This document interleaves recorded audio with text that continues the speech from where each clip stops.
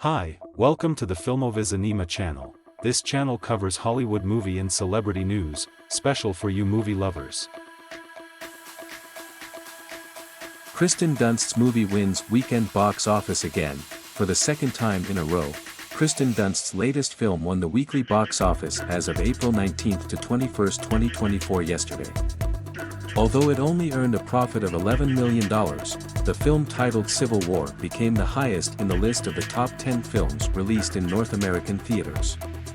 The film, directed by Alex Garland and also starring Warner Mora, has now grossed a total of nearly $50 million in domestic circulation.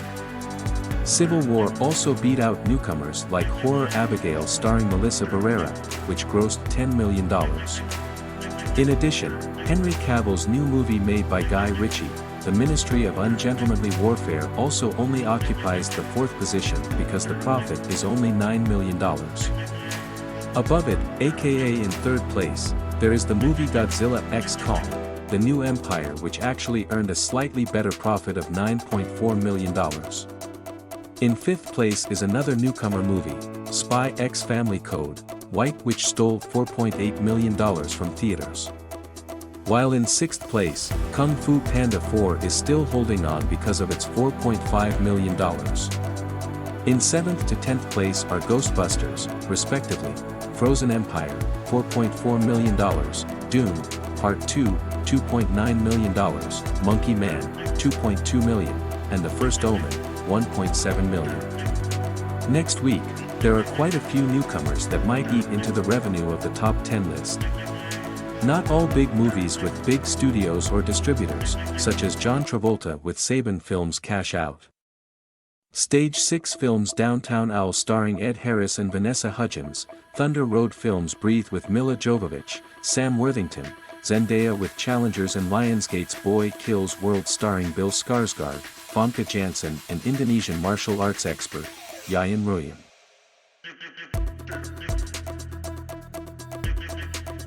Jason Statham finds new collaborator. Jason Statham is synonymous with Guy Ritchie's movies. Since making a name for himself in Lock, Stock and Two Smoking Barrels, Statham has worked with Ritchie's films in Snatch, Revolver, Wrath of Man, and Operation Fortune, Ruse de Guerre. Statham certainly deserves to thank his fellow British filmmaker for elevating his career. But Statham has a new collaborator now, David Ayer. Ayer, first known for his scripts in U-571, Training Day, The Fast and the Furious, Dark Blue, and SWAT. Then Ayer began to double as a director and producer, such as in Street Kings, Sabotage, Fury, End of Watch to Suicide Squad. Finally, Ayer successfully made Statham triumph at the box office through the action of The Beekeeper. The movie, which was only equipped with a capital of $40 million, was able to hit the worldwide box office of $151 million, aka almost 4 times as much. Seeing this fact, Amazon MGM Studios moved quickly and paired the Ayer-Statham duet again. Even this time there is the name Sylvester Stallone as a scriptwriter as well as sitting in the producer's row. Stallone, who is also Statham's close friend since the Expendables franchise, will adapt the novel Levon's Trade by Chuck Dixon, which tells the story of a former secret agent who must return to blah blah blah. It's a classic story. Levon's Trade will be enlivened by David Harbour, Jason Fleming, and Michael Pena for the January 17th release slot next year. Ryan Gosling returns to space. After being a stunt hero in Fall Guy, Ryan Gosling is all the more eager to prove his manhood in space is not a Barbie-like man in a woman's world. Previously, Gosling wasn't a space freak like he was in Blade Runner 2049 and The First Man. But this time, Eva Mendes' husband will return to space for Project Hail Mary, a movie based on the science fiction novel by Andy Weir published in 2021. In addition to selling well, this novel received a lot of praise, including the list of the New York Times bestseller, LA Times SoCal bestseller, Wall Street best-selling books, Dragon Award for Best Science Fiction Novel, and finalist for the Hugo Awards for Best Novel. Weir, whose previous work The Martian was nominated for an Oscar, received $3 million for the rights to make a movie version by Amazon MGM Studio. Ryan Gosling has been cast as the lead, teacher and astronaut Ryland Grace, who rises from a coma to change the solar system again. The director of the Lego Movie, 21 Jump Street, Cloudy with a Chance of Meatballs and Spider-Man Into the Spider-Verse, Phil Lord and Chris Miller have been tapped to direct the movie. The Martian screenwriter Drew Goddard has been contracted to adapt the novel starting this May. Hail Mary is scheduled to be released on March 20, 2026. Tom Cruise remakes Clint Eastwood movie. It's quite a surprise when Tom Cruise wants to play the role that Clint Eastwood used to play.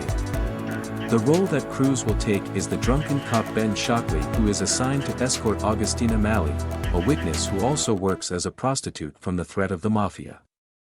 In this movie titled The Gauntlet, blonde actress Sandra Locke accompanies Eastwood, who also doubles as the director.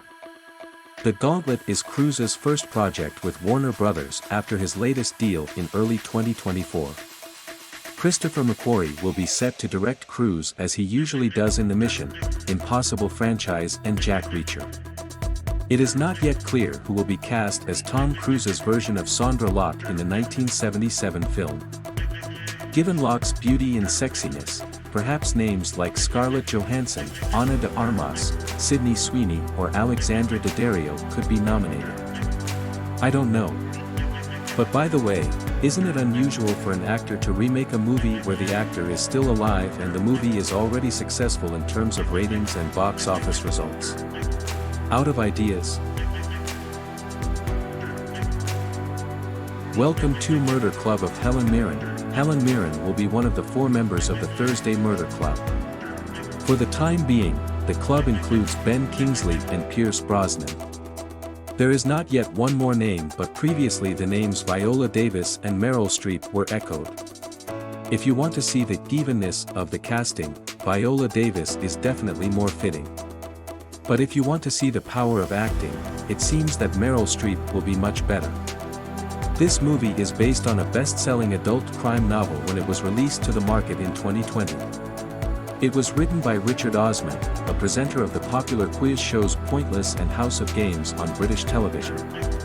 The novel follows 4 retirees: Elizabeth Best, Ron Ritchie, Joyce Meadowcroft and Ibrahim Arif, whose hobby is solving murder cases of property developers. The assets of this novel adaptation were taken by Steven Spielberg's group with his Amblin studio.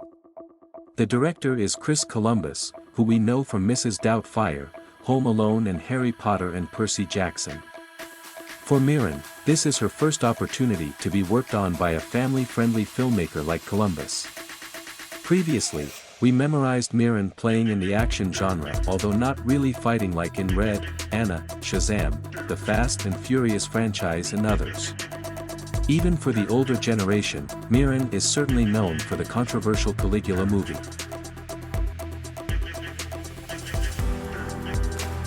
Thank you for watching.